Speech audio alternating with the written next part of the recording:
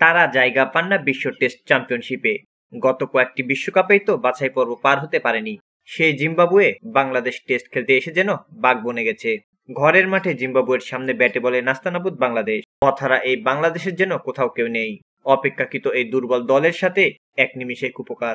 সিলেট টেস্টের চতুর্থ দিনে হার বাংলাদেশের। জিম্বাবুয়ের বিপক্ষে নিজেদের ঘরের মাঠে টেস্ট ম্যাচে টাইগারদের অকল্পনীয় হার। 2 ম্যাচের টেস্ট সিরিজের প্রথমটিতে 3 উইকেটে হেরে যায় নাজমুল হোসেন শান্তর নেতৃত্বাধীন দল। সিলেট আন্তর্জাতিক ক্রিকেট স্টেডিয়ামে টস জিতে প্রথম ইনিংসে ব্যাটিংয়ে নেমে টপ অর্ডার ব্যাটসম্যানদের ব্যর্থতার কারণে 191 রানে অল আউট হয় বাংলাদেশ। দলের হয়ে প্রথম ইনিংসে সর্বোচ্চ 56 রান করেন মমিনুল হক, 40 রান করেন অধিনায়ক শান্ত। জবাবে ব্যাটিংয়ে নেমে 273 রান করেন জিম্বাবুয়ে।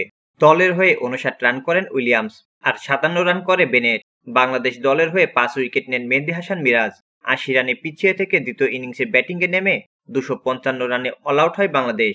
দলের হয়ে সর্বোচ্চ 60 রান করেন অধিনায়ক শান্ত, 58 রান করেন জাকির আলী আর 47 রান করেন সাবেক অধিনায়ক মমিনুল হক। 174 রানের টার্গেট তাড়া করতে নেমে চতুর্থ দিনের শেষ বিকেলে 3 উইকেট হাতে রেখেই জয়ের বন্দরে পৌঁছে যায় সফরকারী জিম্বাবুয়ে।